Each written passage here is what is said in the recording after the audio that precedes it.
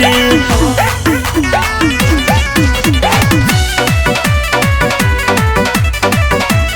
हम है सुनाए बाबुनी खलीलाबाद के बदमाश रे। यूपी 58 बारांड होत रोज नया नया कांड। सुना ना यूपी 58 बारांड होत रोज नया नया कांड।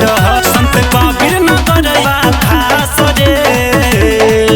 अरे हम है सुनाए बाबुनी खलीलाबाद के बदमाश रे।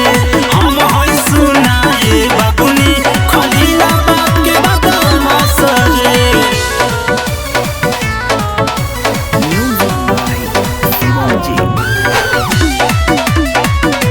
खलीलाबाद के बदमाश रे।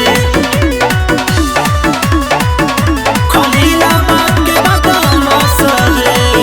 अरे हई दबांग हम करिले मन मानी बची न पाई जानी तोहरो जवानी तोहरो जवानी। सुना ना हई दबांग हम करिले मन मानी बची न पाई जानी तोहरो जवानी। मले हत्ता होई एहसास रे। अरे हम है सुनाए बाबुनी खलीलाबाद के बदमाश रे।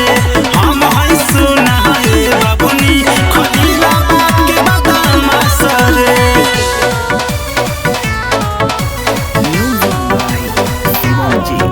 अरे हम है सुनाए बाबुनी खलीलाबाद के बदमाश रे। हम है सुनाए बाबुनी खलीलाबाद के बदमाश रे। अंकित सांवर जय पठाना ये रानी झड़ दी तोरा देही के पानी के पानी देही के पानी। अंकित सांवर जय पठाना ये रानी झड़ दी तोरा देही के पानी। होला बड़ी बड़ी खात रे।